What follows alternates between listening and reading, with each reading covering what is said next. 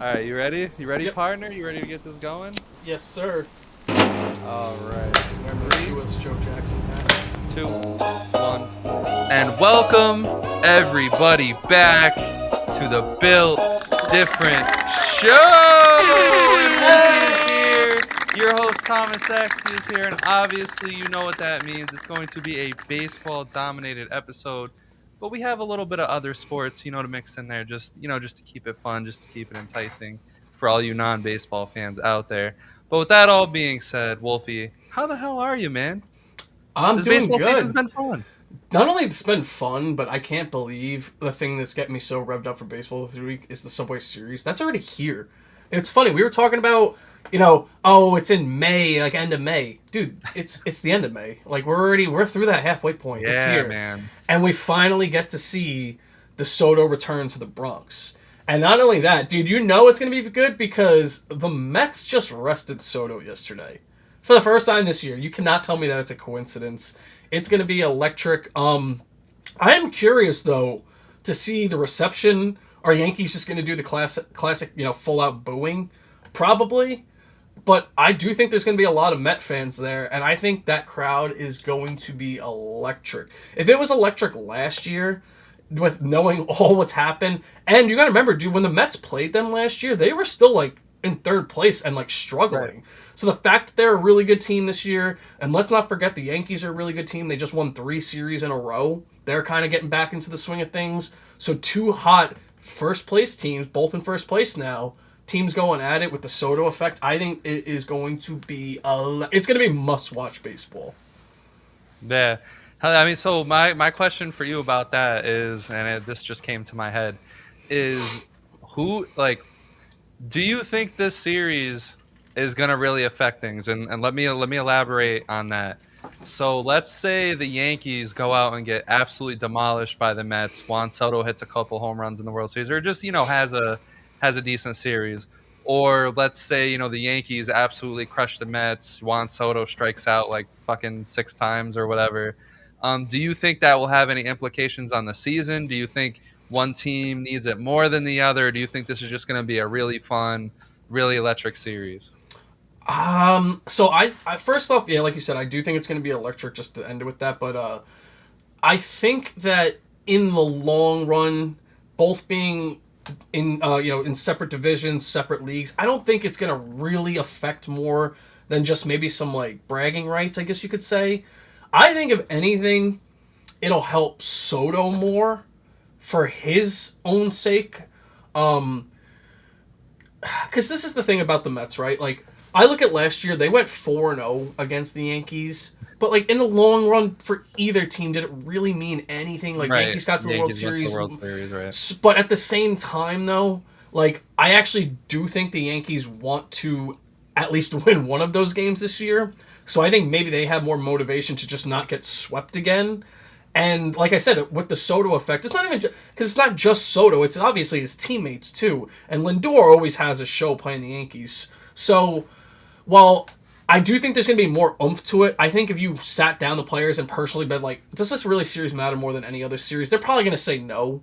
But for me, as a Yankee or as a Met fan and Yankee territory, I think this is going to be fireworks on both sides, at least more for the fans' sake. Yeah, man. And listen, it's for me, it's getting hot out. As you guys can see, I'm a little sweaty. I'm a little Yeah, seasoned oh, right now. warm. I got the fresh. Well, not fresh. I'm gonna clean up a little bit after this. But it's hot out, which means baseball's getting good. We had 5 walk-offs in one day the other day. Javi Baez is randomly just going off. But the main thing I kind of wanted to start with on my side is, so recently, I think at least in between these 2 episodes, the last one and this one, the Pirates fired their manager and the Rockies fired their manager. And I find it crazy that those two headlines are around the headline that we got that the Los Angeles Dodgers are going to be in on Kyle Tucker, which is That's it's really the crazy. tale of two franchise or 3 franchises, man. But the main thing I wanted to go off on is you know I wish, whether it's the next CBA meeting or something, the MLB, like the organization itself, I think needs to start separating itself a little bit from the owners and actually holding them accountable, because we're getting in my eyes, in my general eyes, I think it's starting to get a little ridiculous. Like, we have our few dominating teams that are always there, always spending money, always building a farm. And then you have these franchises that have been stuck on the bottom that only when they get good, they only flirt with a wild card spot. It's not like that they really dominate their division or anything. Maybe they go on a Cinderella run and win the division at the end of the year. But specifically when it comes to the Pirates and the Rockies, they're I don't know how you start. You look at these two teams and you start by firing the manager. That is my main issue with that, is how you look at the Pirates, who for year in and year out, they have some talent but not ever enough, and how that somehow falls on the manager. Like last year, we were ranting about it on the podcast. The Pirates started off so well. I was high on them. You weren't. You were telling me to calm down. I was telling you, no, man, Paul Skeens season. And at the end of the day, the Pirates sucked and they didn't go anywhere. And you would think that they would build on top of that. Like, you had some kind of formula there, spend some money, make some trades. They didn't do anything.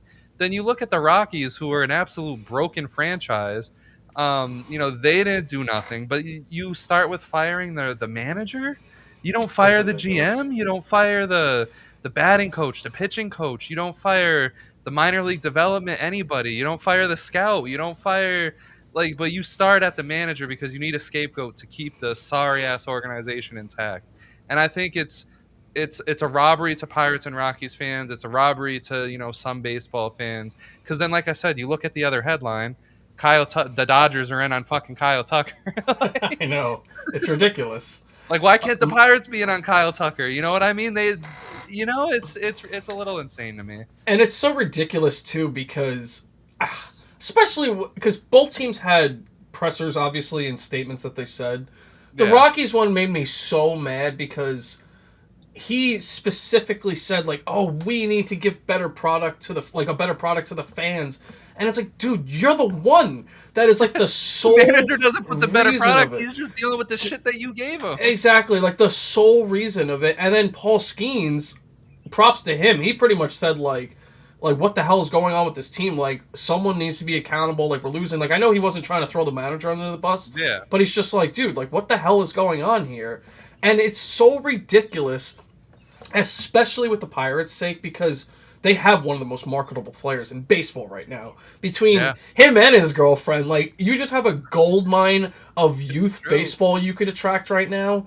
And your last contract, if I'm not mistaken, you gave out was to Ivan Nova, was like the last biggest contract. I think that's the joke with them right now. Yeah, it was him. They gave an extension to Brian Reynolds recently. They signed Aroldis Chapman last year. McCutcheon, I can't... Dude, he's got to be a saint for going back to that organization and staying with as long as he has been. But it's just... It's unacceptable at this point, because even if you don't want to... Like, because I understand, like, we joked about this, like...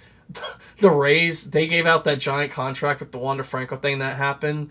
But with the Pirates, no one's asking you to toss out like $300-400 million. Like, no one really expects you to get Vlad, even though you should because you have the money. But why not spend anything? It's the same thing with the Rockies. They don't spend. It's not just spending a little. They don't spend anything. Even with the Pirates, dude. And I know he's not having the best season, but like the fact that you fought with Brian Reynolds just to get that contract out at the time. And to be honest, very team-friendly contract, might I add. And I actually, if anything, I kind of, if he were actually went out and said, like, hey, they kind of actually bothered me and it's still on my mind and seeing what's going on is probably why he's not as productive, I actually would give him the benefit of the doubt. He's someone I could see if he went to any other team, he would go off. Oh, he would be a beast. Oh, my, dude, imagine, like, I hate to say it, but imagine, like, if he was a Dodger. Oh, my God. That was the big rumor that they were going to trade him to the Dodgers, and all of a sudden they extended him, which I was shocked. I thought the leaf was turning. I was like, I thought the Yankees were going to get him. I thought at that time, right before that, I thought the Yankees were going to swoop in and get him. But point being, it's like, all right, you gave him his extension, but like you did nothing else. And the Rockies are just a shit show. And I don't want to hear like you play in Denver because, all right, just go get bats then. Like, just you got to try something. Doing nothing is the worst thing. And that's the thing with the Rockies. Like, if I could go on a rant about the Rockies, and oh my God, we're spending a lot of time on the Pirates and the Rockies. Whatever, man. Baseball. This is baseball. This is baseball. When it comes to the Rockies, I just. and this is why, like, I just wish the MLB and the owners weren't so together, because it's always the owners and MLB versus the Players Association. It's never, any other way. I think it should be three. I think it should be the Owners Association, Players, and MLB. The MLB should have the right to literally fire owners. Like, if you're not going to try to build your, and this is what's going on with the Rockies. The Rockies, they don't spend money in the off season. When they do, it's on a guy like Chris Bryant, who, maybe he's going to be good, maybe he won't be good. Yeah.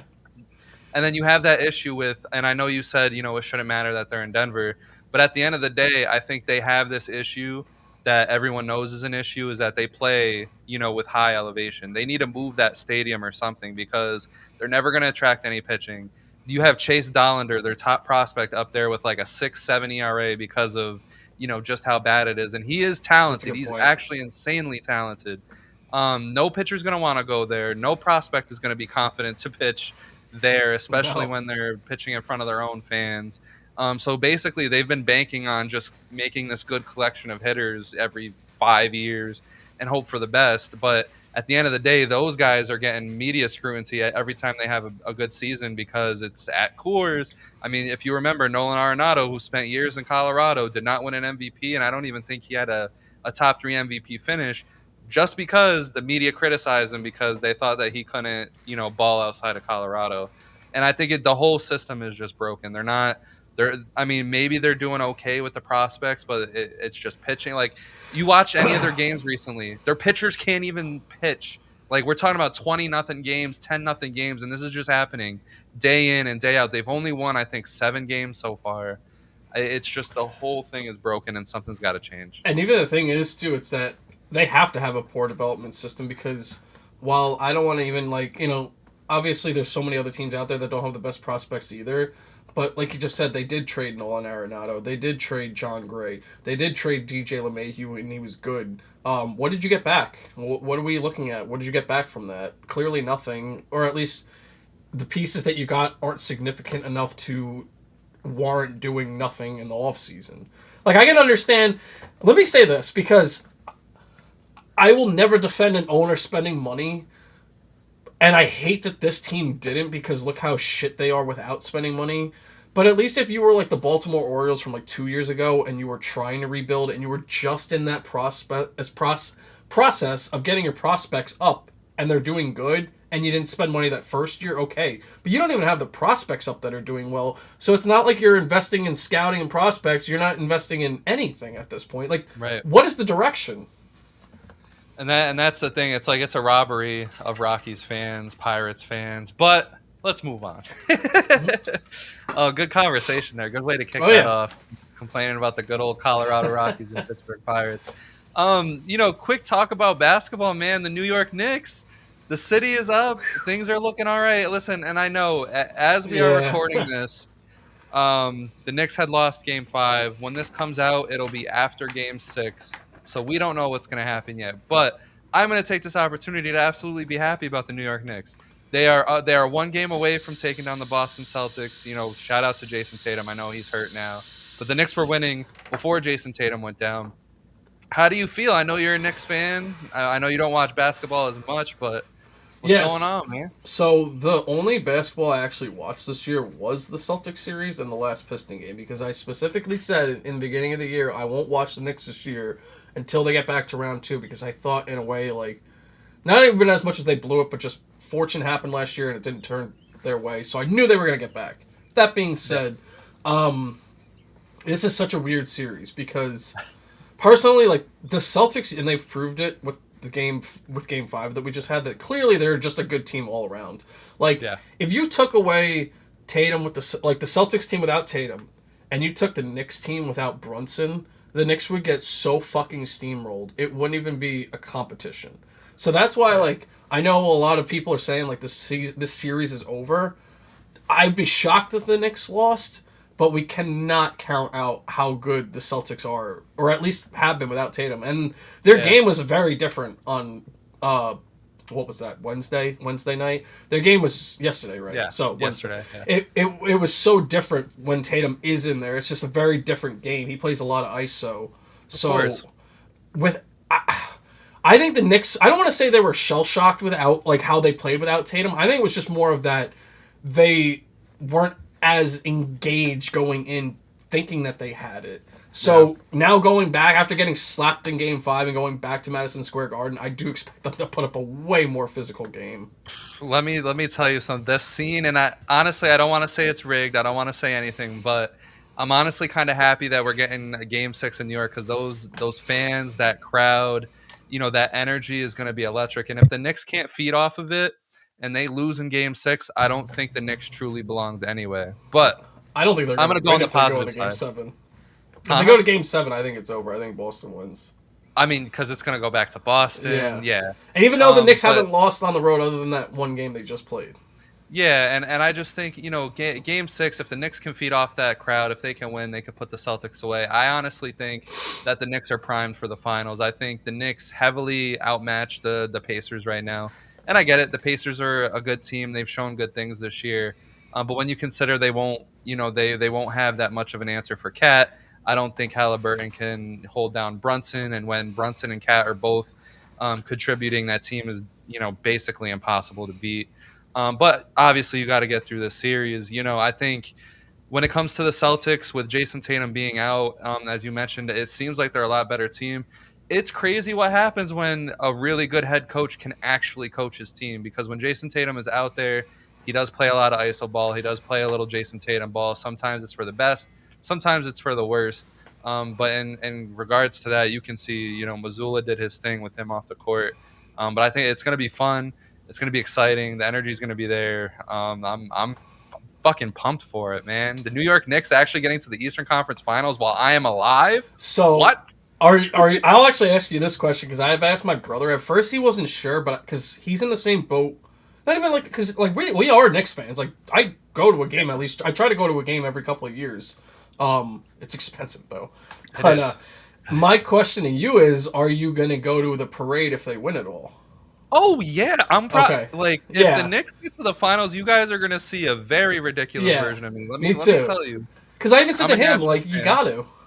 I'm a Nationals fan, and when the Nationals were going through that World Series experience, I was all over the place. I was yelling. I mean, I wasn't in Washington D.C.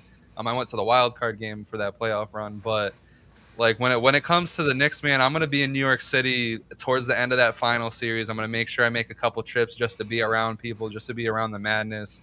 Gotta go to the parade. I mean, it's a must at that point. It's going to be the Knicks winning the championship is going to be one of the biggest things to ever happen in sports history. Oh, the city would go wild because it's more of a conjoined Knicks city than Met Yankee. It would literally be as if the Dallas Cowboys won the Super Bowl again. But the Knicks, they haven't won since even before the Cowboys, won their last Super Bowl. So this is going to be insane. The Knicks are one of the most talked about teams, the most profitable teams in the NBA. They haven't won in forever. There's going to be legacies solidified. There's going to be grown old men crying. There's going to be guys like us that have not seen the Knicks do anything at all in their lifetime. And people say, why are Knicks fans acting so crazy? The Knicks have not achieved anything in most of our lifetimes. Yeah. Anything. Yeah. Our best memory is Patrick Ewing. Remember, Carmelo Anthony did not achieve anything for the Knicks. He had some moments, but his best moments were winning medals for the country, not doing anything for the Knicks. Yep. And it's such a weird dynamic too, because the way the Knicks are symbolized in the city, and just even kind of the way they are in the record books, they always have this kind of Yankee-esque historic team. But when you really think about it, they haven't won anything recently, so it's they're pretty bad. And just quick going parade wise, I was actually thinking about it because I said that to my brother too. I'm like, you got to go.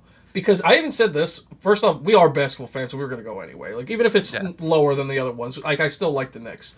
But it's one of those things that even if you're slightly a fan, there's a chance you could never see it again. Don't you want to be there for that parade if there's a chance you might never see it again? And I thought about this too. Hockey, probably I wouldn't. I'm an Islanders fan. Maybe Islanders. Nets I don't care about, so I wouldn't. But if the Mets win, the Giants win, even if the Jets win, Knicks win, I would probably go to all those parades, to be honest. I'd probably show up to the Jets parade. I would probably even go to a Yankee parade, to be honest, just to see, because I've never even seen a parade, to be honest. I wasn't there in 2009. I don't know what it's like. I would probably just go just to go. I hear you, man. I hear you, but it's gonna be fun, man. I'll bet that I would bet the house that the Knicks are gonna win tomorrow, and then if they don't, it'll just be another Knicks embarrassment, which If they I'm don't, I'll fully be ready for homeless. too.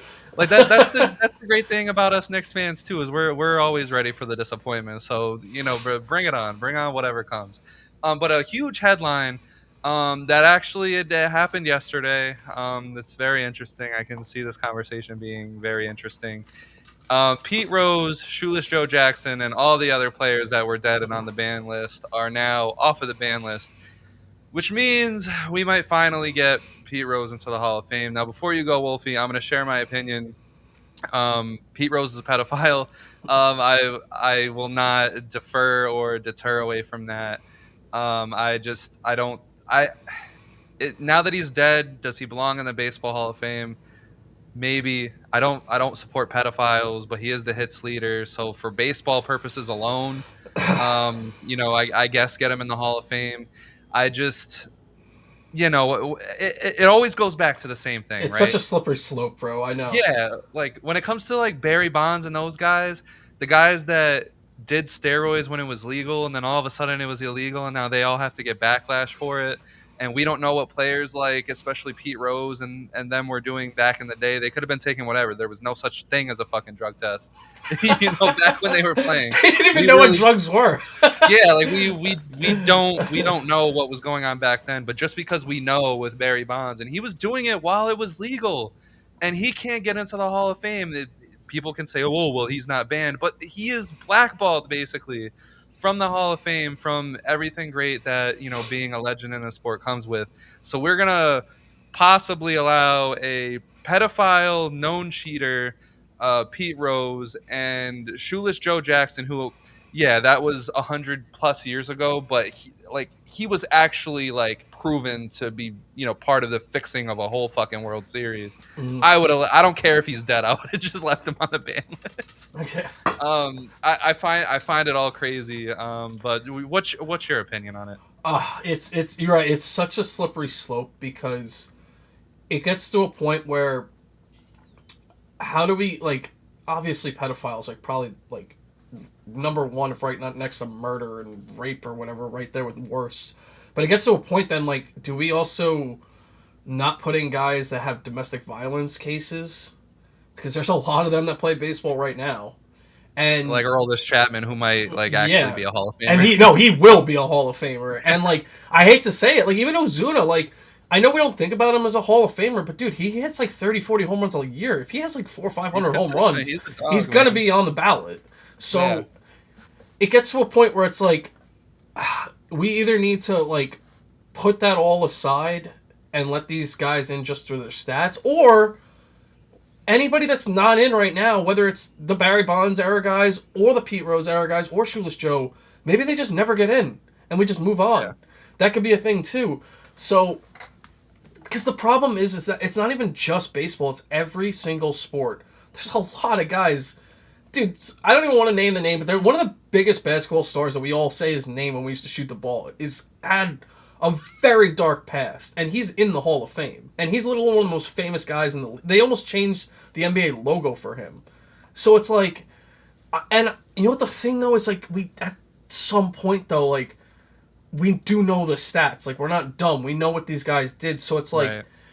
Are we like? It's almost like maybe you should just put a plaque up that has his name that says like what they did. Like it's such a slip because it's either all or nothing. Like it's almost like you can't let That's one why I in or said the like other. Like they need like a back room to like the Hall yeah, of Fame with all these guys that like Pete Rose, Barry Bonds, whatever, and we just throw glizzies at them on Fridays or something. yeah, I don't. like yeah, you because and then the thing is, it's like it's got to be like all or nothing, and like it's such a dark slope though. So it's almost to the point where like if people want to just don't talk about it and just move past it and not even acknowledge these guys anymore, I'm okay with that too.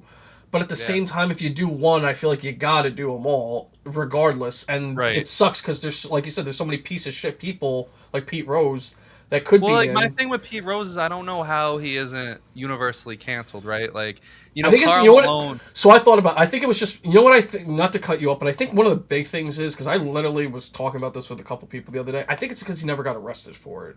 He Right. literally spent jail Well, time. so to a very technicality, what he did was legal. So just to explain everything that I know about it was that he when he was like towards the end of his playing career, he was diddling with what he thought was a 16-year-old. 16 is the legal limit in Ohio, but that's disgusting. You know I what I mean? know. I know. But the woman claimed that she was 13 or 14, and like the years and everything, they do check out to her being 13 or 14. My thing is Pete Rose, who was in a marriage with kids, a marriage of 10 plus years, had to, if he was cheating on her with just one girl, you know how that goes. There was probably multiple women.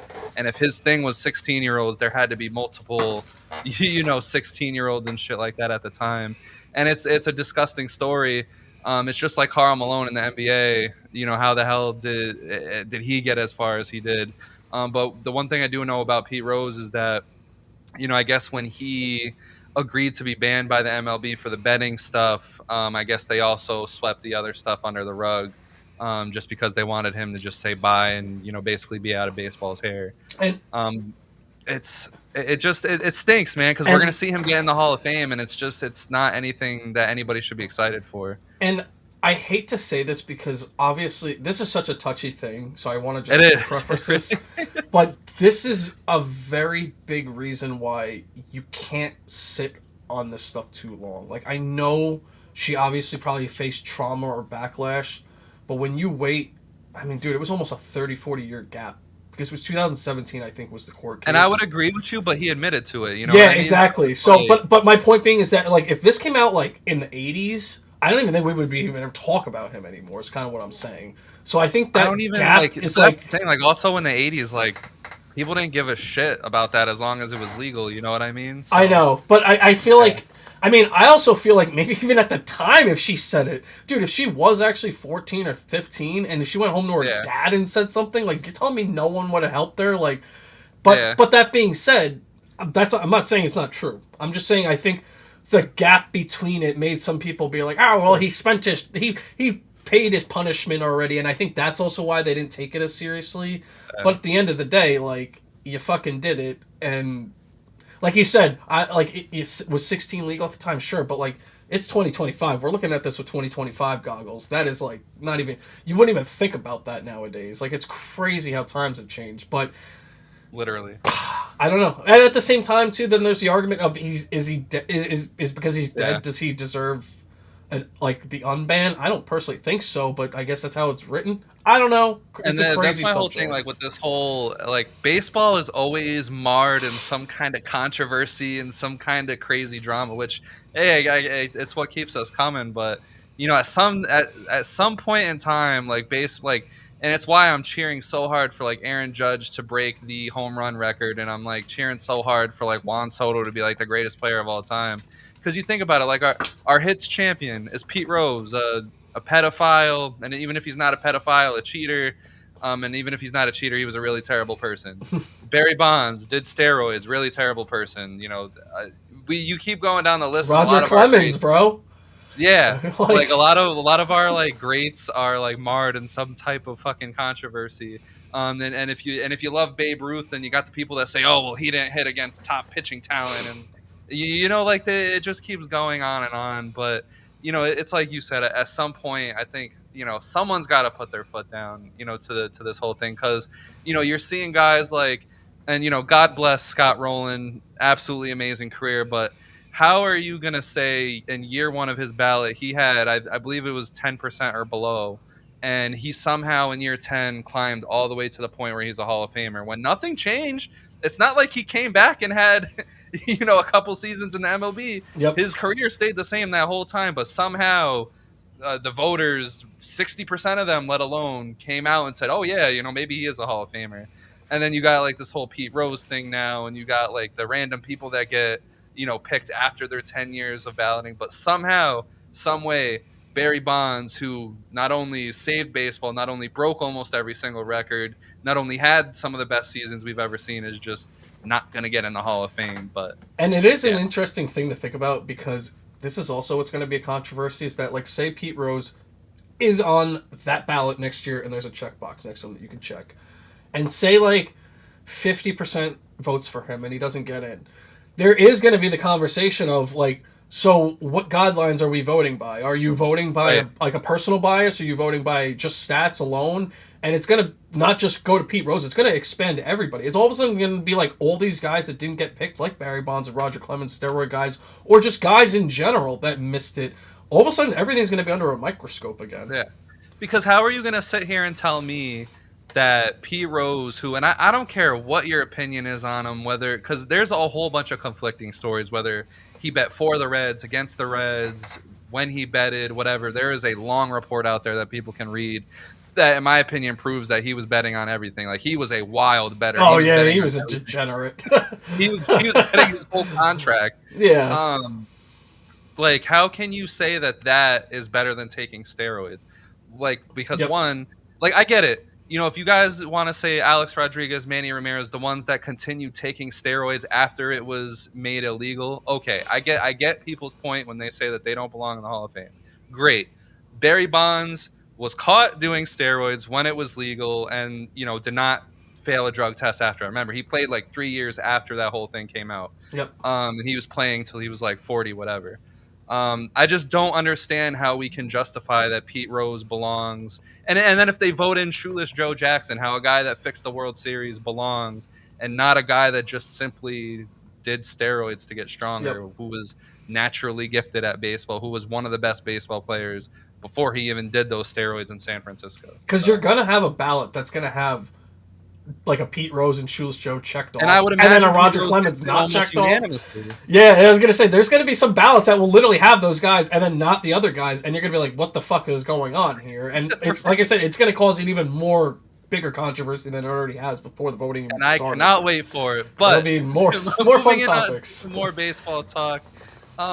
You know, kind of just lightly touching on things. You know, see how you feel, how I feel. Mike Trout injured again. He might be coming back soon.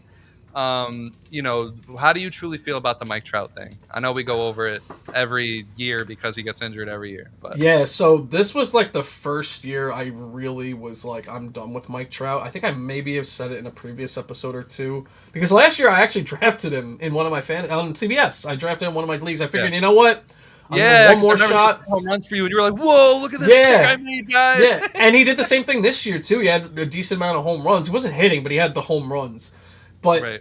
I just kind of got sick of like the community being like, because the one thing that really drove me nuts this year is because he moved to right field, and you heard a lot of controversy about like, oh man, they're underrating him in right field. He's still like the best player. It's like, yeah, but after year 5, 6, 7 of this, we got to take into his health, and Yeah. there's health into account, and it's just you don't play. Like you average about 40 games a year for like 4 or 5 years now, maybe 60ish, maybe. But now with how this season is going to definitely be lower, and dude, reliability, availability is the best ability, and if you're not around, like what are we doing? It doesn't matter if you have the talent if you can't stay on the field. So that as much as like it hurts to say all that to him, I obviously got to give him sympathy. Like no one, I never want to see Mike Trout, one of the best players in baseball, injured. But I mean, do we expect any different at this point? And I guess now we can officially say it too because of the position change. He's got to go to DH now, right? We can't Yeah. play him in the field anymore. Like that Yeah, experiment. because I mean, we're talking about Mike Trout, who has played 295 games combined in the last 5 years. That's not even 2 seasons worth of games in the last 5 years. 50. You know, and I feel bad for Angels fans because they got Anthony Rendon out there not playing. They got Oh Mike my Trout out gosh. there, you know, injured. It's a really, you know, weird thing. You know, Mike Trout was, you know, if these 5 years were different, he'd probably be almost pushing 500 home runs. You know, we'd be looking at this a lot different. I think, is he a Hall of Famer? I I was think just he about to is ask for that. for Yeah. sure. I think for sure. I mean, you know, his 9 years that he put together before this stuff was some of the best 9 years that we have seen. I mean, he was rivaling guys like Miggy, Albert Pujols. Like he was up there with those guys. It's unfortunate, man. You know, like it's just you go into the year, everyone's all fresh and healthy. You love that, and then like it's just, you know, the similar guys that just go down, and one of those being Mike Trout. But at the same time, it's just weird because he never contributed. Well, I mean, he contributed, but he never really was able to push his team further than, you know. I don't know. It's another weird thing. And this thing that sucks too is that it's getting to a point where like, because I think it's got to be at least 4 years left on his contract, if not more. And it's getting to the point where it's like, what do you even get back for him? Like, obviously you're gonna get something, but like, it's like the trade market for him is probably just significantly dropped too. Like I said, if he goes anywhere, it's probably going to be a DH. What point do you move on? Like, at what point do you just let him go? So even if you got to eat the contract, I mean, I think Mike Trout was worthy of you eating that contract. Yeah. Just because like he's the last thing left remaining from a really toxic time, a time that, like I said, like when I think about Mike Trout, yeah, do I think about his talent? Yes, but I also think about all of the Angels' failures and how bad they failed him while he was there. And that's what I mostly refer to when I think about Mike Trout. It's not even how talented he was; it was how bad the Angels were. All that talent that the Angels got that they messed up, and he's the last remaining piece of all that. So I I also feel like too from his perspective because he seems like, and he's talked about, he seems like one of the most loyal players out there. Clearly, yeah, he's staying there. Cool, like chill guy. But he's like, a cool guy. Wouldn't it be better for both sakes to move on? Because look at it like this: if he stays there and just does this every year, it's going to be such a sad ending for him and the Angels. But if he moves on and say like the Angels get a couple guys back and they can kind of move into a new direction, it's like almost like you said, a new chapter. And if he goes on and plays DH somewhere and actually does okay, maybe he could get, because if he gets traded, he's going to go to a playoff team. Let's be honest. He's going to go to a contender. Yeah. I don't know about the Dodgers, but he will go to he's not going to the Pirates. Let's just say that. I think him going to the Yankees is like the match that everyone's made for the last 10 I think the Phillies, because he is a Phillies fan. So I've actually I think that's what I said in the beginning. Mike Trout and Bryce Harper losing with each other. But I can see him going there and actually doing okay if he stays healthy at DH. And then Angels close that chapter, move forward. He closes that chapter, can maybe try to get a couple playoff wins in the rest of his career, at least maybe a World Series, and just go new. And here's my thing with the Angels, right? They come into this year, Mike Trout's healthy and stuff, and what happens is they get all these, they have a lot of talent. Like low key, they do have a lot of talent. When you talk about, Zach Nato, Logan O'Hoppe, I'm probably Zach Nato, don't even get me started on him. I did 21 questions today, and just quick thing, I did 21 questions today, literally got him right, but for some reason my brain kept mixing Zach and Neto, and I kept saying Zetto, and I'm like, oh, it's the shortstop for the Angels, Zetto, and he's like, no, dude, and I'm like, and then comes to find out that actually is his nickname, so I just had to throw that out there. Anyway, I just thought I had to say that. Shout out, Tim, you know what I'm talking about. Yeah, they have this collection of talent between those two, Taylor Ward. They got the good coaching. They seem like they're building that culture again, but it's marred yet again by Anthony Rendon being out, Mike Trout being out. It's going to be interesting how they move forward as a franchise. Like, do they still stay as aggressive as they have been in free agency, like they have been for the last 20 years? Or are they going to fully become one of these teams that don't sign anybody? It's going to be definitely interesting to see. But let's move on to some power rankings. So we're going to start off with teams. Who are your top 5 teams right now in the league? So my top 5 teams, I wouldn't say these are in any order, but I guess I could give them an order. Starting from the bottom would be the Cubs at number 5. I think especially after seeing them this week play the Mets, like they have they have a good team, man. Like they have good bats, they got some arms, their bullpen's okay. They're kind of remind me of like how the Mets were last year when they were playing pretty good. So like I actually think the Cubs are surprisingly the 5th team for me. I did not think that going into the season. Number 4 would be. This one's hard. I'm going to put them at... I'm going to flip-flop this one right now. I think I'm actually going to put the Yankees at number 4 right now. I had them at 3, but I think I'm actually going to put them at 4. Okay. And it's really just record-wise. It's just record-wise. Because number 3 is the Tigers. I'm going to put the slight edge over to the Tigers right now because, I mean, as much as I think the Yankees side-by-side are better at full health to the Tigers... I can't deny the Tigers are almost at 30 wins and the best record in baseball. So I have to put them at least 3rd. The only reason they're not in the top two is because I think the NL is stronger, and that's why my top two are NL teams. I have the Mets at number two. The Mets are just doing really good this year. I'm surprised, and even though some of their bats have cooled off just a hair, just a hair. Pete's not hitting like 380 like he was in April. He's hitting like more 310. But their pitching staff has been amazing, and they still get Manaea and Montas back in the next month or so. So Crazy. the only thing I'm a little worried about is their bullpen, but that's something where we I do think get everyone's Brooks. worried about their bullpen. I'm Yeah, not gonna lie. and Like you have a if, couple teams that are really, really good with their bullpen right now, but yep, I think most teams around the league have bullpen issues. exactly. And our team ERA, I don't know about maybe after this week, but we probably are still top. If we're not number one, we're definitely two or three. Team ERA, and it seems like whenever one guy isn't as good, some guy always steps up. So I'm not too worried this year. And we'll always make a move for bullpen. That's why I'm not that worried. But the number one team right now is that, and I haven't really even seen them much, to be quite honest, at least on the East Coast. But it's got to be the Dodgers still, man. Like, they still have the bats. Mookie, Otani, dude, even Freddie Freeman's hitting like 370 this season right now, even after having like a little couple weird illnesses and injuries in the beginning of the year. Every time we think it's his time, man, Oh, and I he remember just because gets better. I took him back again in CBS for a dollar cheaper than last year, mind you, which was a great trade for well, great payout for me. But I remember he started off and he missed he actually went on a 7-day IL just for like some soreness, and I'm like, all right, like, they said he was probably only going to play like 2/3 of the year. I'm like, here we go. This is the Freeman downcline, and it 380. So I think the Dodgers are still the team to beat right now. That's a good point. Yeah, and I mean, I'll start off from the top. So mind you, my list, I factor in teams that I think can actually win the World Series into this. So the Dodgers being number one. I mean, look at man. When you consider the fact that Shohei Ohtani, Betts, and Freeman are your 1, 2, 3 hitters.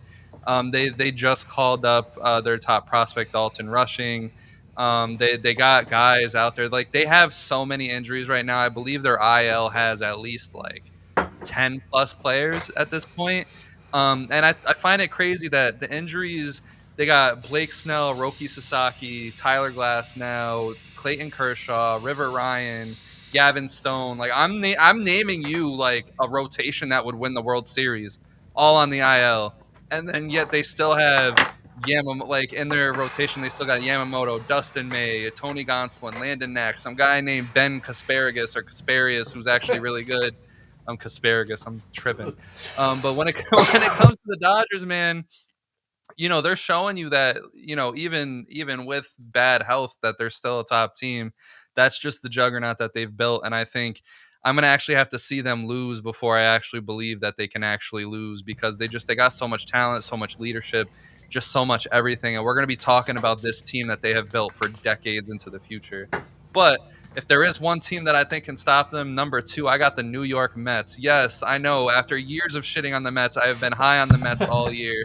And the biggest thing for that is that the Mets have been a really good team without Juan Soto even really having to do much. I know he's starting to get hot.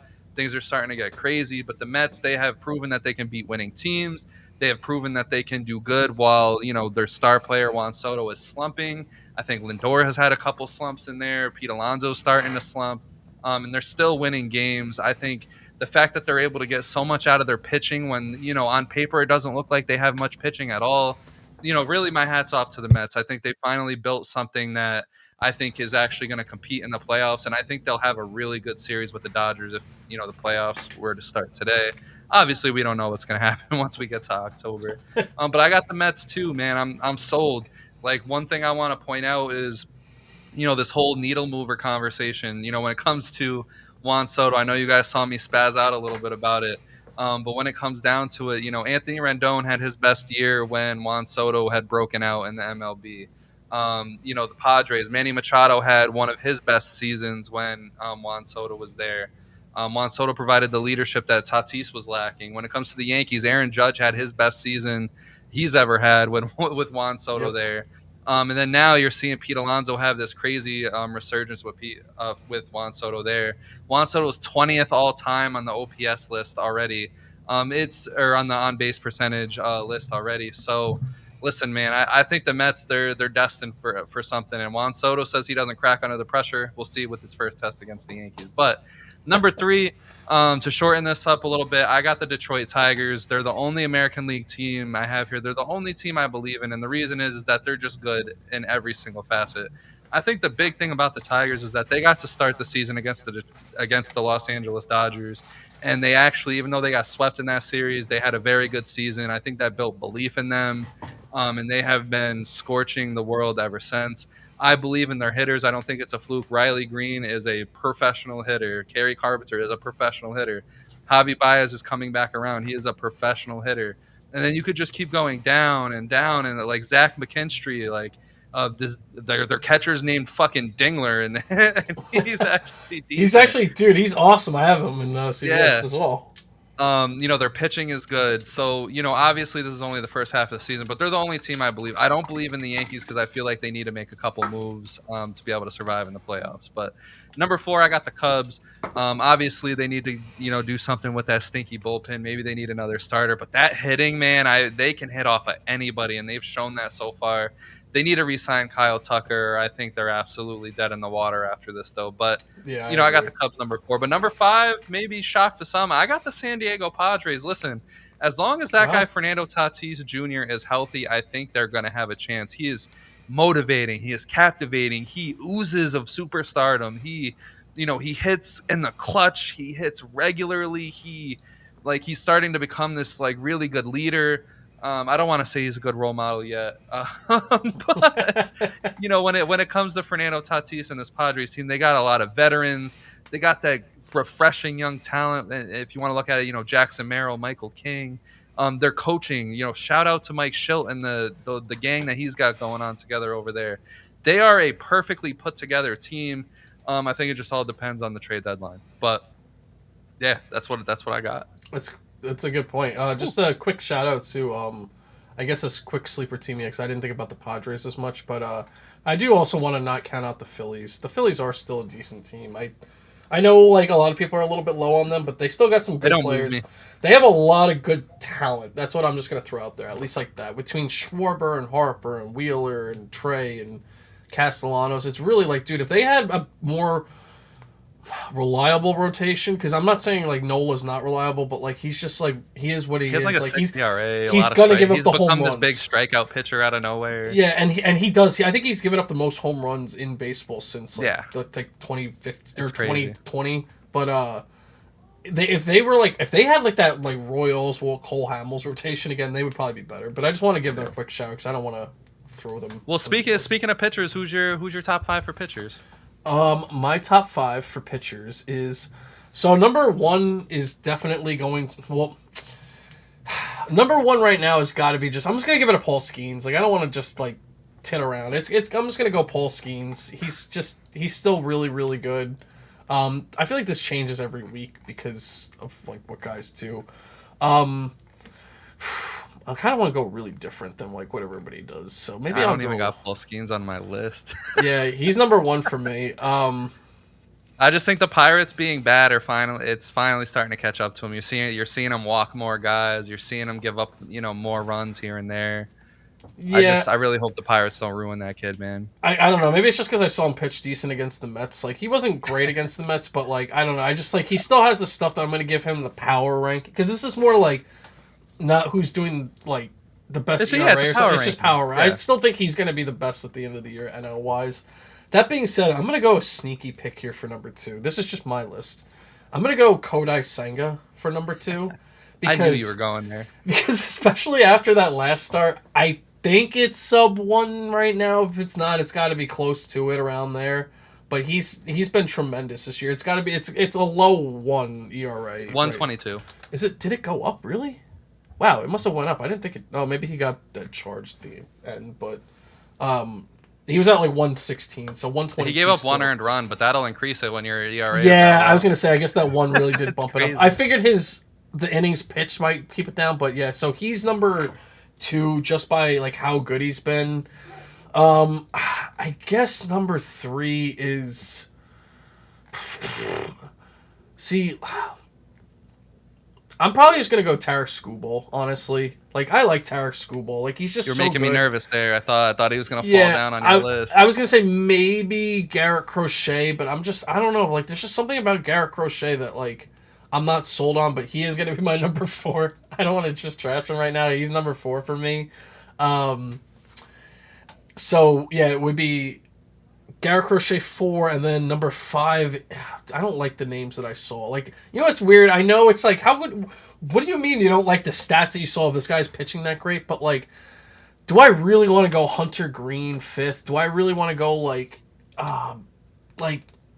any guy in the Dodgers like Yamamoto 5th? No. So my 5th guy is going to be Max Fried.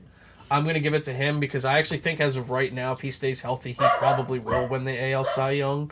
And I kind of also want to give a shout out to like, you know, a local New York guy. So Okay, fair enough.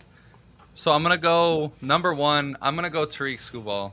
And listen, he won the Cy Young last year, and he's just continuing his dominance this year. He's one of the big reasons why the Tigers are having so much success because he's such an anchor at the top of that rotation. But like his stats, when you look a little bit more deeper into it, are ridiculous. His ERA 267 is a little bit higher, but he has only walked so far at this point of the year 6 batters. 6 batters all year is what he's allowed free passes to. 71 strikeouts, which leads the league. A 2.12 ERA. Whip of 0.92. He's leading the league, obviously, in strikeouts per 9. He's dominating. I mean, he's really hard to hit. But that's my number 1, man. But number 2, I got Max Fried. Listen, I think, and I'm not saying you, but I think a lot of people got to give this guy more respect. Is a 1.11 ERA a little fluky at 6-0? by the way, I would put him 4th, not 5th. By the way, I'm gonna switch that. Yeah, just quick. I mean, like, is his ERA a little bit fluky? Yes. Is he like he's not going to carry a 1.11 ERA the rest of the way? But people got to look like the last like 5 seasons that he had with Atlanta were some of the most consistent years. I get it, he was injured a little bit, but he had a 2.81 ERA in that time. His ERA never went over 3.25. Very consistent. He has like 6 times more strikeouts than he did walks. I think the league was stupid for letting him to go to the Yankees because I think they got him really locked in right now. As long as he stays healthy, I mean, he's most likely the AL Cy Young. But number 3, I got Yoshinobu Yamamoto. I love that guy. He was my Cy Young prediction. Yeah, he was my Cy Young prediction when we started this season, and he's really living up to it. He's holding down that Dodgers rotation that seems to be a different rotation every single day. Different guy on the IL, different guy coming back. He's been very consistent for them. Number 4, I got Kodai Senga. Really love what he's shown. I was really high on him when he got into the league. He has a very impossible pitch to hit. I think he is the ace of that Mets rotation. I don't want to hear Clay Holmes. I don't want to hear Minaya. I don't want to hear none of that. It is Senga. He is a freakazoid. He was at the freak-offs with Diddy. I'm convinced of it because that ghost pitch that he has is disgusting. Nasty. And number 5, and this is a shout-out to you, Wolf. Your take of this guy is aging like fine wine. Do you know who I'm talking about? It's Clay Holmes.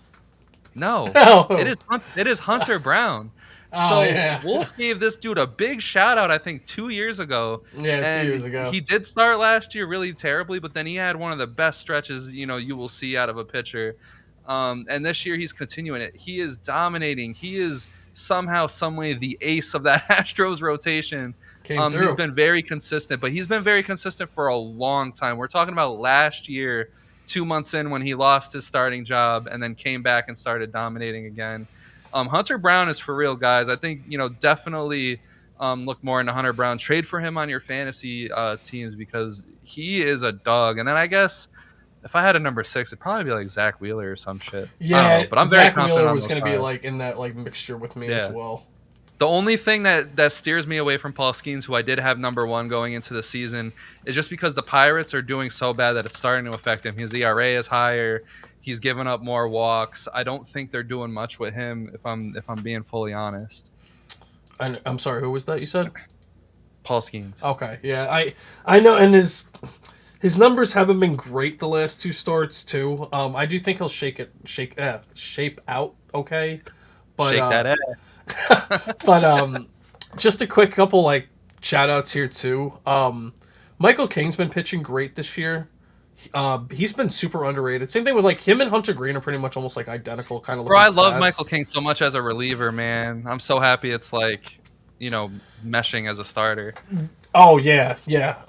Like when it comes to like ERA and I guess like overall, you could probably say Paul Skeens is probably in like the lower tens, but I still think he's got great stuff. He'll be fine. Of course.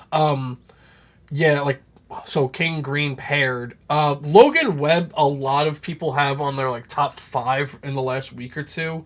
The thing with like, I don't He's know cooking. what it is with Logan Webb though. Like I always like, he's just like so consistent, but I don't know if he has like that like He's high boring. velocity. Well, Yeah, it's almost like he's boring. That's a good way to put it. Yeah, he's boring. He doesn't get that like I love him too. 100-mile-an-hour He's strikeouts boring. like I'm looking for. I know, and it's funny because you would think like his finesse I would like more, but he's not necessarily like a super high strikeout pitcher all the time. He does get his strikeouts. Don't get me wrong, but you're right. It's just a little boring. But looking at ERA, and I should know this because I have. Well, you have him, I think, in one league, and I have him in the other. Is Tyler Mahle has been incredible this year. I didn't realize he has a 1.4. I was trying to tell you, I was trying to tell everyone this guy has dealt with Yeah. injuries, but he is a fucking baller, bro. Yo, you know what's actually funny is that I give you props for drafting him in CBS because I didn't know he was healthy again. So when Yeah. you said his name, I was like, shit, that's a great pitcher. So when we drafted in Yahoo, I took him there. And yeah, he's been phenomenal. Like I want to give him a shout out. Like him, and because the thing about him is he always played for like weird shit teams or like the back of the Well, rotation. he played a lot for the Reds, and they weren't really And then the best team. the And then now he's Twins. playing for a really structured Rangers. Yeah, like I like him more at the Rangers team, like with some good bats there. So yeah, I do want to give him a shout out. I think he's been pitching fantastic this year. Shout out. And there's a couple other guys that are sub 2 right now. Like Garrett Crochet is sub 2. That's why I want him at least 5th. But Nathan Eovaldi and Chris Bubik out of nowhere. That's just fucking strange. They're at like 1. Nathan Eovaldi, man, that's another baller. Yeah. But so I'll lead off with hitters here. So number 1, I think, is the consensus number 1 around the world, around the universe, is Aaron Judge. Yeah. If he isn't your number 1, I don't think you know ball at this point. But I guess my number 2, Shohei Ohtani. It would make sense if he was number 1 though. But Judge, he is absolutely on a mission this year, hitting 400, hitting a bunch of home runs. This could be the year that he breaks Barry Bonds' record. I just hope he doesn't go cold, man. We need it. We need it in our veins. Number 3, I got Fernando Tatis Jr. It's for everything I had said earlier. He's hitting in the clutch. He's leading this Padres team really nicely. He has gotten hurt a couple times, very scary. But as long as he's healthy, as long as he's alive, he's an MVP threat. Number 4, I got Bobby Witt Jr. He's registering another good year. He's basically all the Royals got on offense. And number 5, I got Corbin Carroll sneaking in there at number 5. I think a lot of people should have known that last year was a fluke year. He's a very talented player. He's shown that this year with this random big power swing that he has been able to develop. He's hitting the shit out of the ball.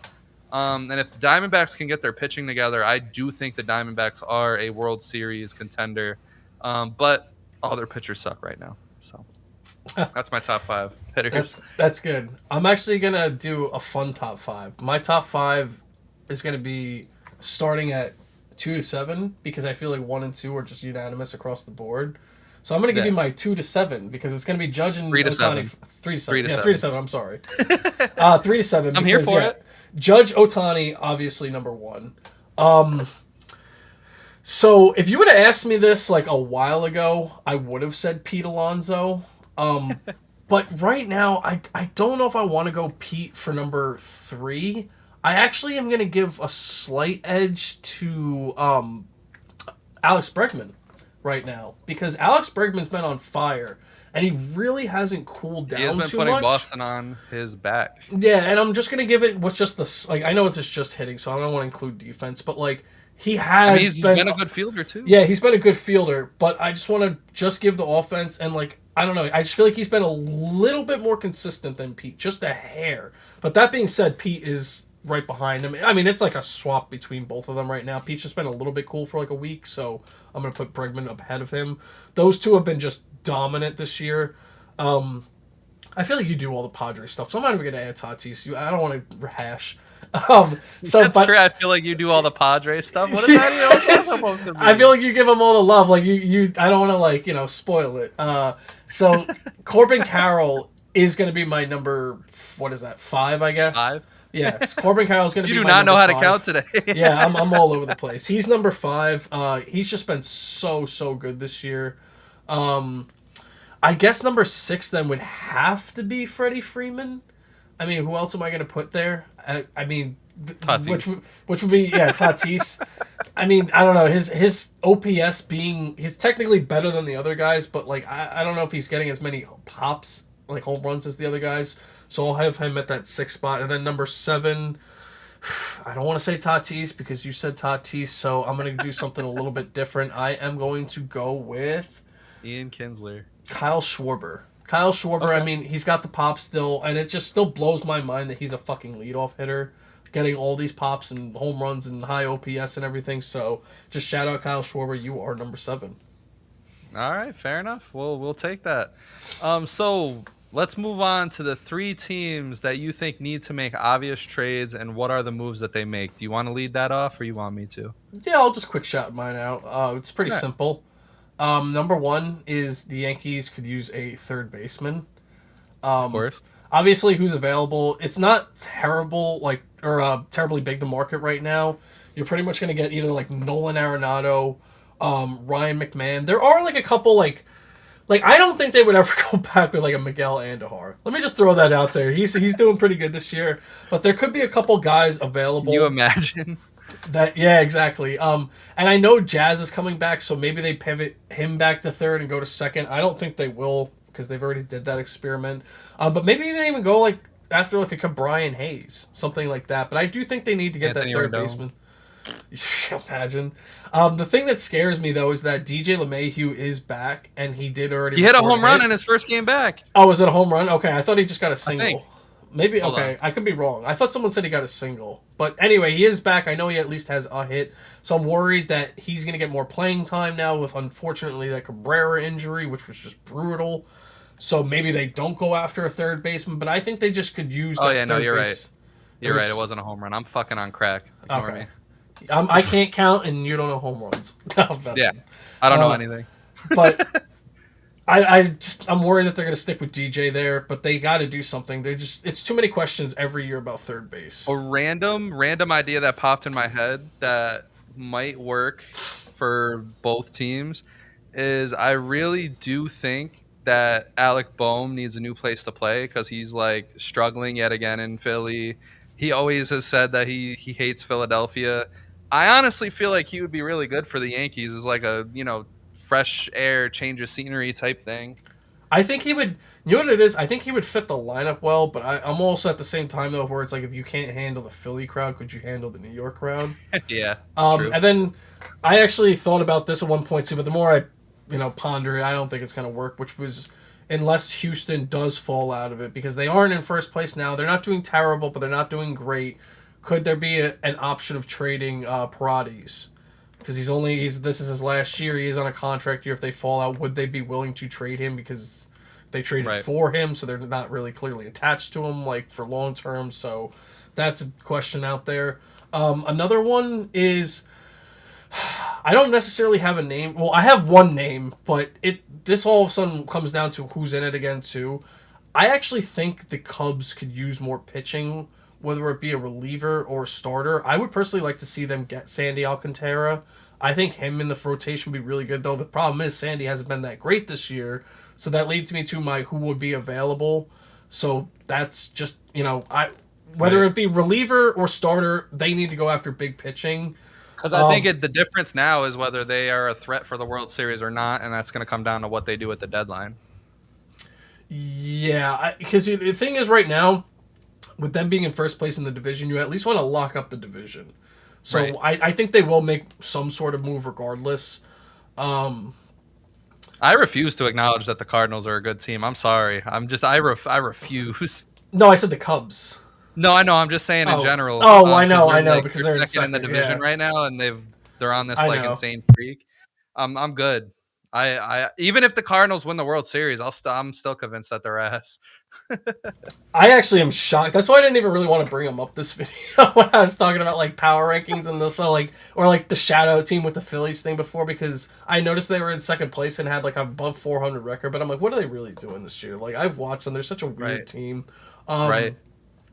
I'm gonna give a weird shout out here because I know I could go with like the classic like Mets. What could the Mets need, or these teams in second place? I'm gonna go with what do the Giants need, and I think the Giants could use a Like that. gigantic power bat.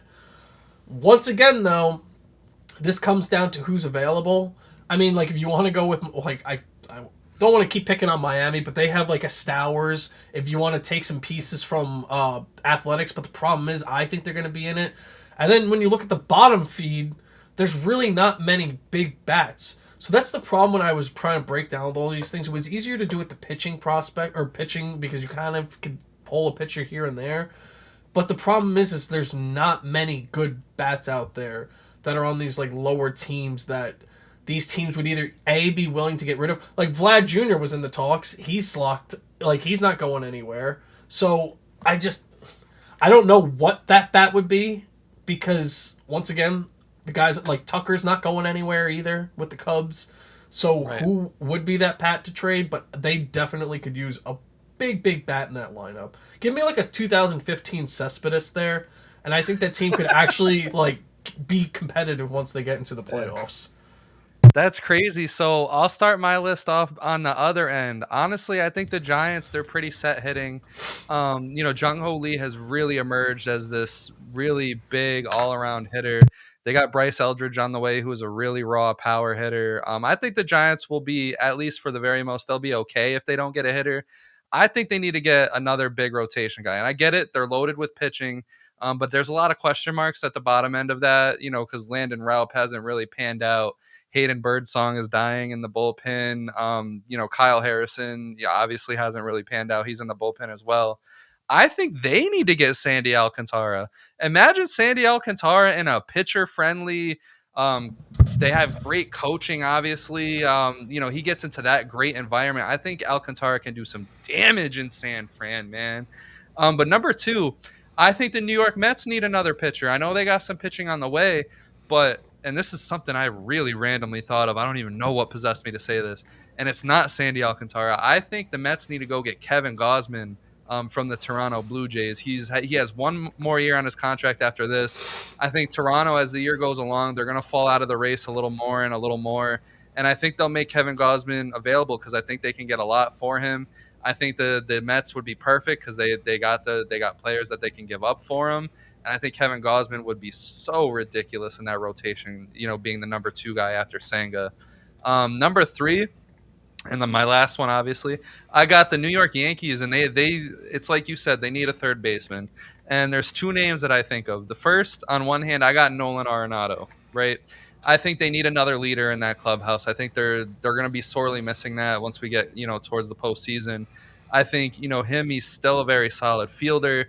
I think Yankees fans would rally behind him. I think he could give everything he has left in the tank to being in a World Series. He's always wanted that. He has wanted to play for a team that can win the World Series, and it's probably driving him crazy being on the Cardinals right now, even though they're winning. They're not a World Series team, and that's all he wants. And then if I had an honorable mention, man, I think the Twins should go get Luis Robert Jr. I mean, I don't know why, but I think they can still compete in the AL Central. I think they need something in there to just mix everything up. They got the pitching this year. They're one of the best pitching teams in the league when it comes from rotation and bullpen. I just think they need one more bat, and they need a big one. And I think Luis Robert could revitalize his career in hitter-friendly Minnesota. That's a good one. I like Hell that. yeah. I kind of forgot about Luis Robert because he was like, it's funny. I was looking at the list of potential bats to be moved this year, and it's literally pretty much what we're talking about, where it's either the bottom feeder teams or a couple teams maybe with piece with them. But it even seems like right now it's just going to be a pitcher heavy one again because there's just not that superstar out there that a team would even be A, Yeah. willing to trade, or B, that isn't already locked up. Play the team's got their players, man. It's But there's a always something, dude. It's always someone comes oh yeah, through, and there's yeah. always like a no name that'll step up in the playoffs. So I'm not saying like don't watch the trade deadline, but it's just it's hard to predict some of these bats. At least the pitching you can kind of see, but the bats are the hard one. So let's play start, bench, DFA. So it's as simple as the title says. I'm gonna give you 3 players, Wolfie, and you need to start one, bench one, and get rid of one. All Okay. right. Excuse me. So the first one, Aaron Judge, Shohei Otani, and I feel like, based on you being a hater this episode, I already know how this is gonna go. Fernando Tatis Jr. Yeah, you pretty much just have it like right in the order. I would start Okay. Judge, I would bench Otani, and I would DFA Tatis.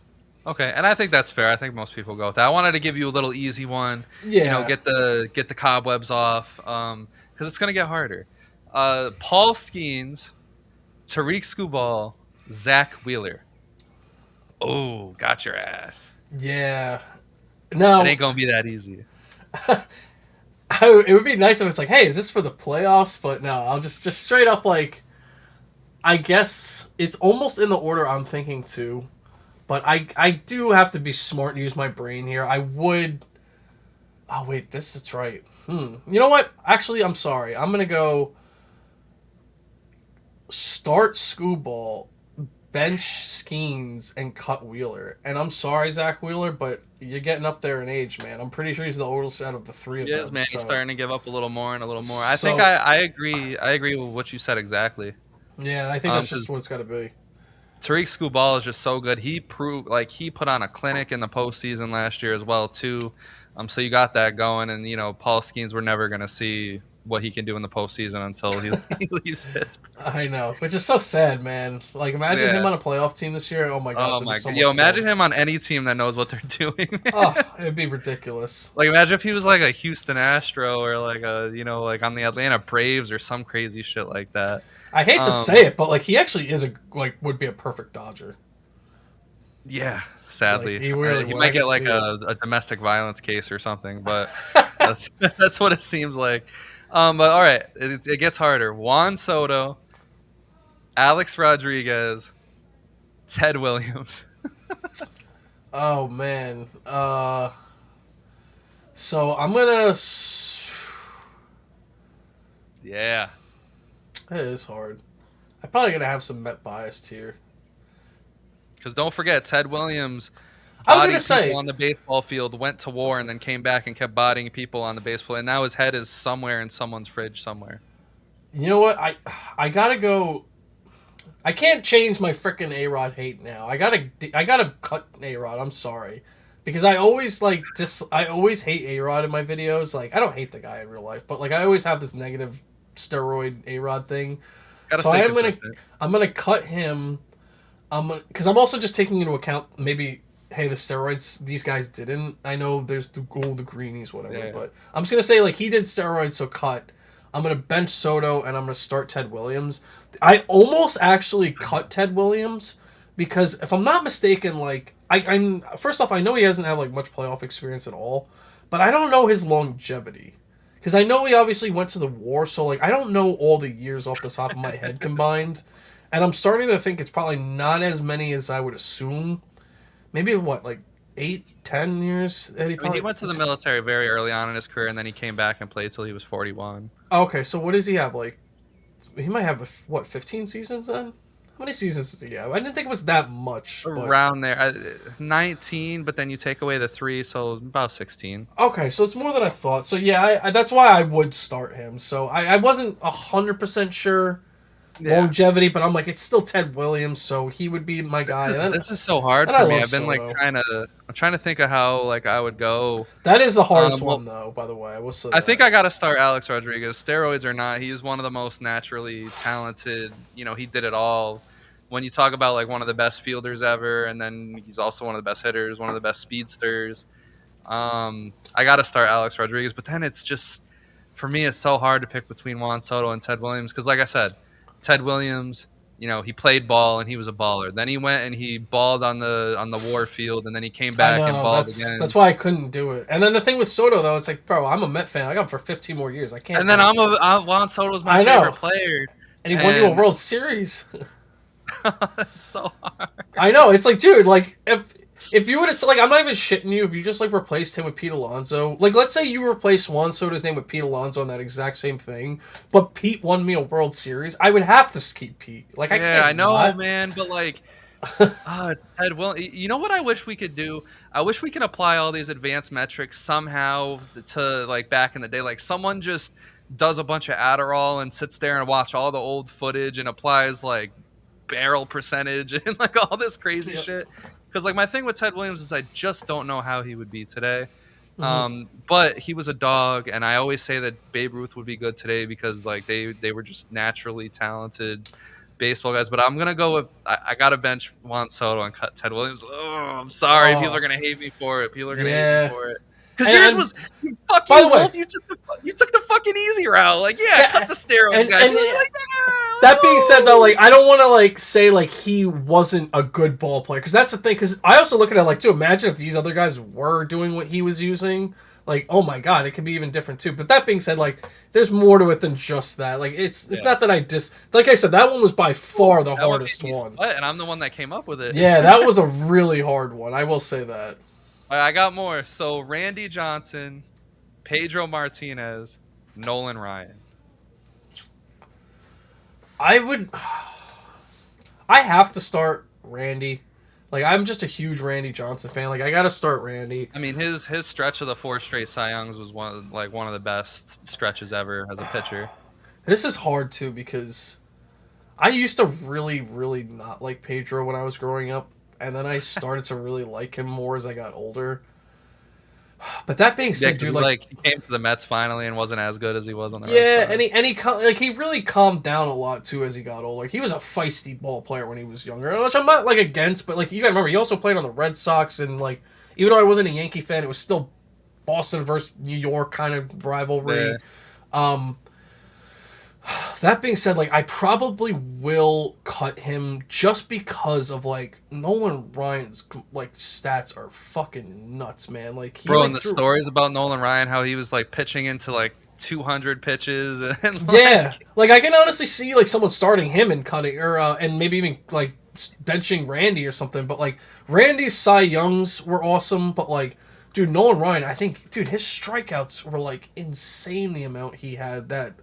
Like Pedro, you're great, but like these two dudes are 26 legends. years, Like 26 legends. years. Like look how many strikeouts. 5,714 strikeouts. He led in both strikeouts and walks. And yeah, and dude, He he's didn't his give a fuck. innings. He was just throwing that thing. How many innings did he pitch? Because I need to do some math quick. Bro, he pitched 5,386 innings. 86 divided He by. pitched till he was 46, brother. So that's 598 complete games if you did not by 9 innings. So he basically pitched 600. 222 complete games. So and you know what's crazy to think about that? 600 innings, right? If you actually like divide that by a full season, that'd be like he pitched a whole team's season every fucking game for Tommy 5 John years injury. for 9 innings. Like that's crazy. So literally I got to said go fucking Nolan Tommy Ryan. John, man. Yeah, Yeah, man. You just made it a little harder for me. But yeah, no, I think I'll start Randy Johnson just because he's the epitome of like that fierce pitcher. I know, like, man. He's you know just what so I mean? nasty. Like he's the epitome of a dog. And then dang man, I have to cut Nolan Ryan just because it's what I said, man. There's a lot of walks there too. There's a lot of high ERA years, and I think the prime of Pedro Martinez was almost just as unhittable as Randy Johnson. So that's where I'll go with that. But the last one that I have for that, Miguel Cabrera, Albert Pujols, Hank Aaron. Miguel Cabrera, Albert Pujols. And you're going to be so surprised by my take here. Man, that's hard. I would probably start. I mean, I'll probably start Hank Aaron. I was gonna start Albert Pujols, but I think I'm gonna go Hank Aaron because he does have the fucking home runs, and he was so Yeah. consistent and everything. So I think I'm going to go. He hit 300 for his career, had 3,771 hits. Like, he does have the case for being the best hitter ever. Who? Hank Aaron. Oh, I think he has way more than that, doesn't he? What, 3,771 hits? That's a lot of hits, Wolf. Uh, That's a no, lot of no. You said 300. You said 300 home runs. I'm like, no, dude, he's got the 755. Oh, no, my bad. That's what I was like, what are you talking? Am I like thinking of the wrong Hank All-time Aaron? home run leader at 300. Yeah, no, that's what I'm saying. I'm like, dude, he literally like, I'm like, what's going on here? No, so with him having the home runs, I would probably go him first. Then I would go Albert Pujols probably second, just because I feel like I don't know, man. Shit, because he went to the Angels and he really just wasn't that good there. And Miggy, I feel like maybe had the longevity, but he was so much better in the beginning of his career. That's fucking hard. But then also Miggy won a triple crown.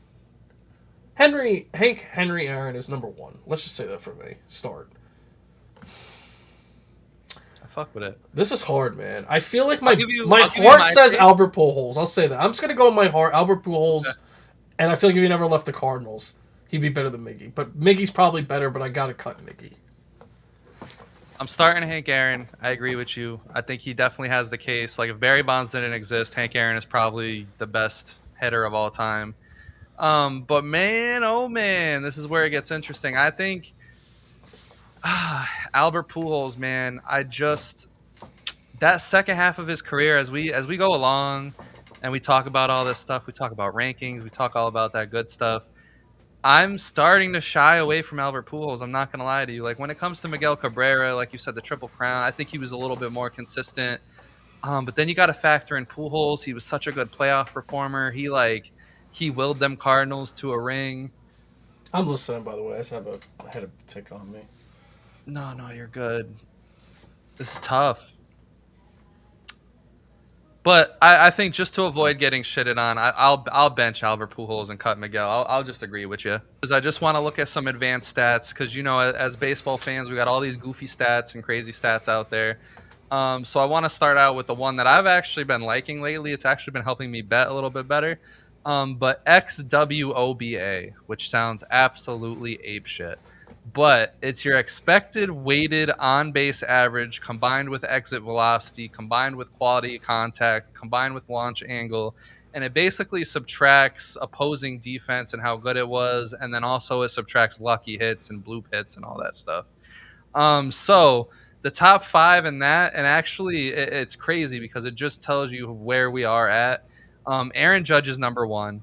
And Shohei Ohtani is number two. They're actually way far ahead of the others. But Juan Soto is number three, and you would be shocked. So basically, Juan Soto has gotten very unlucky this year. He's still hitting the ball hard. He's still, his quality of contact is still really good.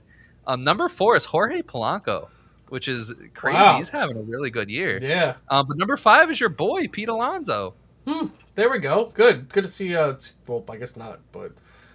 two Mets up there. No, that's good. Yeah, Pete's having a completely crazy season. But I do want to actually just quick say with Jorge Polanco, not only is that crazy to see, but dude, he actually had such a bad season last year there. Such a bad season. Everybody, because it made it seem like he couldn't hit there, so everybody was kind of shocked he went back, and then now he's clearly, his numbers are way better than last year. So that's an interesting one to see him on there, though.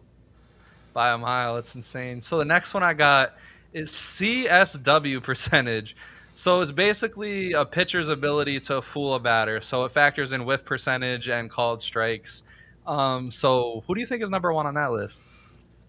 Is it like a really good pitcher? Oh, yeah, they're all good pitchers. Oh, okay. To fool a batter. I actually think Tarek Skubal might be number one. He is. Good shit, Wolf. Because what's weird?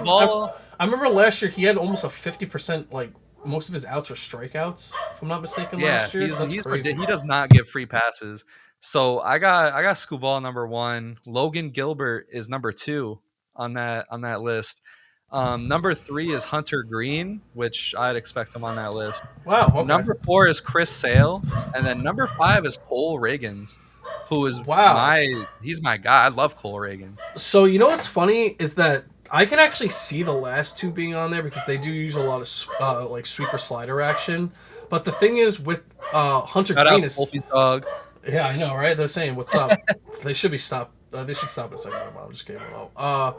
But they Hunter Green, if I'm not mistaken, added a lot more off speed. I think at least two more of like using his slider more and his sweeper this year. So he's actually been getting a lot more like chase rate on was like a sweeper because he used to be like pretty much all cannon and like 100-mile-an-hour fastballs. I'm not saying he didn't have off speed, but he mixed in a lot more off speed this year. So it's good to see him on that list. He's been like Yeah. way better. Oh, yeah. So the last crazy stat that I have is IPA percentage. No, not the beer. But it's ideal plate appearance percentage. So basically it's barrels plus solid contact plus flare/burners per plate appearance. So basically the guys that are hitting the fuck out of the ball. And this is where the list gets crazy. So can you guess who's leading? I have no idea, to be honest. So number 1 is Corey Seager. Really? Naturally gifted hitter. Wow. Yeah, full send. Jeez. Number 2 is Brendan Donovan of the St. Louis Cardinals. That's shocking. That's really shocking. Yeah, he's having a weird year too. Yeah. He's doing good, but it's like, where did that come from? I know he's been a decent hitter, but still not like that. Number 3 is Jorge Polanco. Seems like he's on every list. Number 4 is Bo Bichette, who's actually turning around his season really nicely. Really? He had a very unlucky start to the year. I'm shocked to see him on any hitting list. And number 5 is Dane Myers of the Miami Marlins. I didn't even know who he played for. If you asked me who he played for, I wouldn't even know. He's having a good year, man. That's crazy. That's crazy. But is there any final takes? Anything that you wanted to talk about? Anything? I mean, we kind of hit on the Subway Series. I'm excited for that. But apparently, it's just rivalry weekend in general with baseball. And it's kind of crazy, too, because I do not see the Pirates and Phillies being rivals at all, so I don't really understand where they got that. They're both in Pennsylvania. You know what it is, too? It's like, I understand, if they should have did, like, cross-town rivals or cross-state rivals. It is. I know, but I'm saying, like, they should have worded it more like that, because when I think of rivals, I think of, like, Red Sox, Yankees, I think of, like, either Phillies, Mets, Atlanta, Mets, like, even, like, Giants, Dodgers a little bit. Like, I feel like, the mixture is just, like, a little off, but that being said, I'm super excited for it. I do kind of like. Sox. Wait, is that a part of the? I like that they're actually promoting it, though. I'll say that. I like that they're at least. They should have put the Rockies and the White Sox on that week, and like, who can fucking be shittier? Who's the worst? Or actually, Miami's not been as bad. Yeah, so we got the Nationals and the Orioles, which is common. The White Sox and the Cubs, I guess. Guardians and the Reds. It's like you said, it's a lot of crosstown. Yeah, they should have went more like they should have made it like Tigers and Blue Jays. That's weird. There's got to be some sort of something I'm missing there. I would expect the Blue Jays and the Rangers, but Rays and Marlins, I get it. Braves and Red Sox, I get it. The Atlanta-Boston thing, that kind of makes sense with history of baseball. That's weird. Because it used to be like the Boston Braves, I believe. That's fucking. Either way, was it Boston Braves? I don't fucking know. Cardinals and Royals make sense because they're basically there. Houston, Texas, they're in Texas. Minnesota and Milwaukee, yeah, they're somewhat close by. Yeah, I can see even that one. I could kind of be like, oh, the Battle of the North or something like that. But really, some of those are really fucking weird. I still don't get the Boston Braves one. That one's weird. And then Angels, Dodgers, of course. Athletics, Giants, of course. Mariners, Padres, Battle of the West, and then Rockies, Diamondbacks. So but I would have liked the Rockies and the White Sox, man. Huh? Mariners, Padres. God, that's weird. They're both on the West. I guess you can't really pair the I mean, if we were doing rivalry weekend, I would have loved to see Padres, Dodgers. I know you went with Dodgers, Giants, the good old classic rivalry, but I think we're in that era of the Padres and the Dodgers being rivals. And then the D-backs and the Giants, but I almost feel like I would have went like, man, I don't even I feel like all of it's fucking weird. Like, you know what we should do, Wolf? Like Texas, I feel like both Texas teams should be facing each other. Okay, like I feel like even like A's and Angels make more sense than Giants and. I don't know. That's a weird one because the thing is, who matches up with Arizona? Who matches Arizona and Colorado would make sense if they were actually like good. So hear me out. The July, I can't believe we're getting this on the July 4th weekend. The July 4th weekend. Mm-hmm. So July 4th is on a Friday. On a Saturday, it's the 5th, and then the Sunday is the 6th. The Rockies and the White Sox face on that weekend.